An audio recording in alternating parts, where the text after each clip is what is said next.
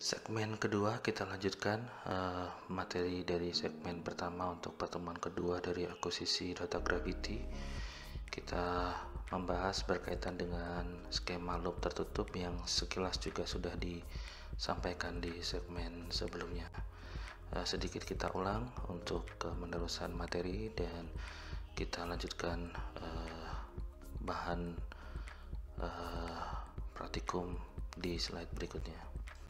Ini adalah skema loop tertutup yang sama sudah ditunjukkan di segmen sebelumnya. Jadi kita menggunakan salah satu titik sebagai referensi, umumnya titik base atau titik pertama. Jadi base-nya dipilih karena dekat dengan base camp. Jadi kita bisa melakukan pengukuran berulang beberapa kali di dekat base camp. Bisa jadi juga referensi tidak hanya di base camp, tapi yang lebih mudah mungkin dilakukan pada saat kegiatan outdoor activity di kelas atau di luar kelas atau di kampus. Kita bisa menggunakan nilai stasiun pertama sebagai referensi. Stasiun pertama ini tentu saja perlu memiliki nilai gravity observasi yang mungkin sudah diikat atau diamati dengan absolute gravimeter dengan angkanya pada order 9,8 meter per sekon kuadrat, dan kita bisa melihat detailnya pada order miligal atau mikrogal. Oke, skema loop tertutup diamati dari awal, kemudian setelah selesai kurang lebih 5 menit atau 10 menit bisa melakukan mobilisasi bergerak ke stasiun berikutnya, dilakukan dengan cara yang sama, kemudian dilanjutkan mobilisasi ke stasiun berikutnya sampai di akhir survei kembali lagi di stasiun yang sama. Itu salah satu contohnya. Nah, alatnya yang digunakan adalah relative gravimeter, bisa tipe Lacoste-Romberg atau CG5. Ini keluaran yang lebih baru, mungkin ada juga yang terbaru, ada CG6 untuk saat ini. Dan kemudian ini Lacoste-Romberg mungkin produksinya sudah berhenti, tapi masih sering kali digunakan pada saat praktikum. Ini relatif lebih manual dan ini cenderung lebih mudah menekan subjektivitas pengamatan dengan adanya kontrol leveling digital. Sedangkan ini kontrol levelingnya masih menggunakan gelembung udara atau NUVO. Jadi diperlukan keterampilan motorik yang lebih baik ketika menggunakan ini. Namun keduanya sama-sama perlu hati-hati menggunakannya, jadi tidak boleh ceroboh sampai terbanting atau terjatuh karena di dalamnya ada sensor pegas dan kita khawatir pegas tersebut mengalami kerusakan di dalam dan tidak bisa membaca. Jadi setiap mobilisasi dan pada saat penggunaan alat, pada saat mengeluarkan dan memasukkan ke dalam tas perlu dilakukan dengan hati-hati dan sangat disiplin. Demikian juga kerjasama tim akan perlu dikoordinasikan sehingga semuanya akan lancar.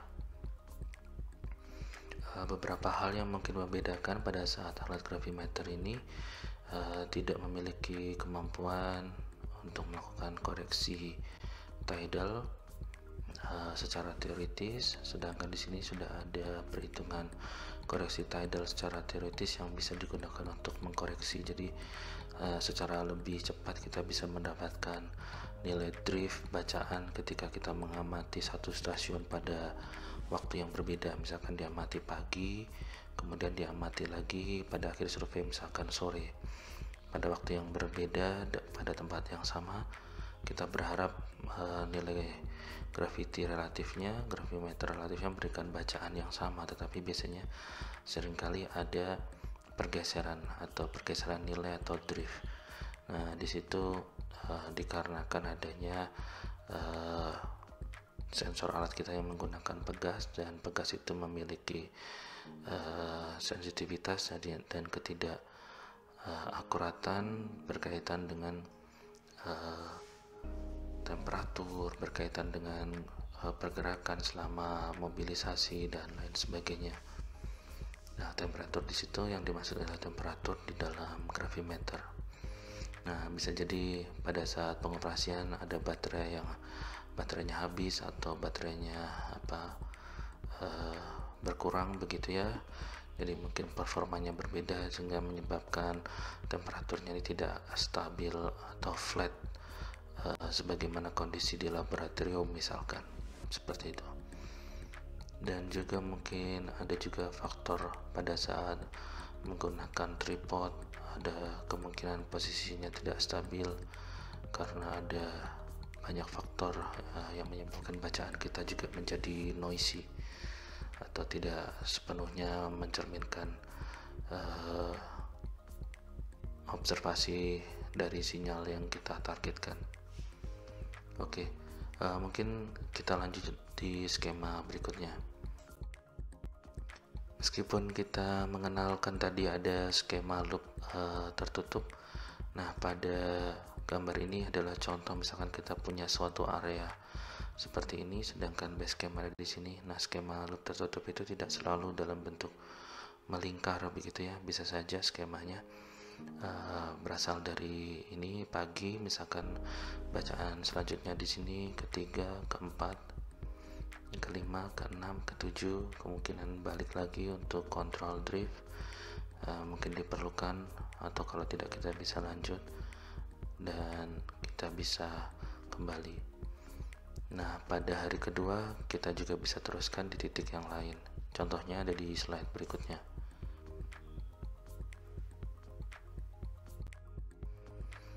Nah, ini contohnya untuk hari kedua, lanjutannya bisa seperti ini. Nah, ini mungkin kurang panah ke sini, dan seterusnya kita bisa selesaikan target dari rencana titik pengukuran pada suatu area. Ini adalah ilustrasi untuk skema loop tertutup.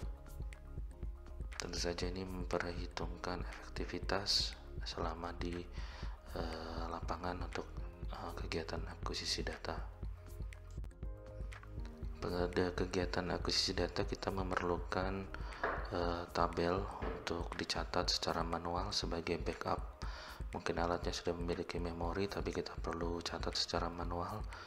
Ada beberapa data, misalkan ada tanggal, operator, terus kemudian nama stasiun, kemudian waktu pengamatan, terus bacaan dari gravimeter, koordinat posisi stasiun ini di koordinat UTM-X, UTM-Y, dan elevasi, dan juga informasi lain, misalkan ada deskripsi stasiun, dan mungkin diperlukan untuk koreksi di sekitar berkaitan dengan inner zone, koreksi terrain untuk melihat beda tinggi titik pengamatan di sini dan sekitarnya. Nah, mungkin selain pengamatan dilakukan sekali, ada juga pengamatan yang dilakukan berulang kali pada jangka waktu tertentu, misalkan dalam orde 1 bulan, atau misalkan dalam orde 1 tahun, atau 2 tahun, 5 tahun, atau 10 tahun. Nah, seringkali data pengamatan ini kalau kita memiliki dokumentasi data yang bagus, maka kita bisa kunjungi lagi karena ada gambar, sketsa, deskripsi, dan operator yang pada saat itu melakukan perjalanan dari awal, mengandalkan ingatan atau memori dari operator. Nah, pada saat pengamatan kedua, ketiga, dan selanjutnya untuk pengamatan berulang, kita bisa lengkapi datanya sehingga kita bisa mengetahui apakah bacaannya konsisten atau tidak dalam skema time-lapse microgravity.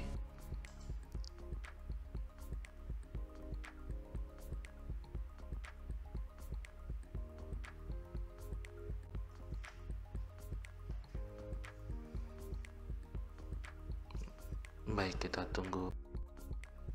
Ya, tadi ada jeda karena komputernya freeze. Jadi ini misalkan kalau kita mengamati bacaan pada waktu yang berbeda, misalkan pada tanggal 29 April 2011, sedangkan kedua ada 29 Oktober 2011, kita bisa lakukan pembacaan pada titik yang sama sehingga kita bisa mendapatkan nilai gravimeternya, nilai gravity dari gravimeter relatif, Ya, tentu saja nilai ini tidak bisa langsung kita lihat perbedaannya, tetapi kita perlu processing dalam skema satu loop terlebih dahulu sebelum kita bandingkan, karena kita menggunakan referensi yang berbeda pada hari yang berbeda, ya kan. Bisa jadi referensinya sama, tapi kita perlu melihat konsistensinya dengan pembacaan di stasiun yang lain juga jika kita menggunakan skema pengukuran berulang.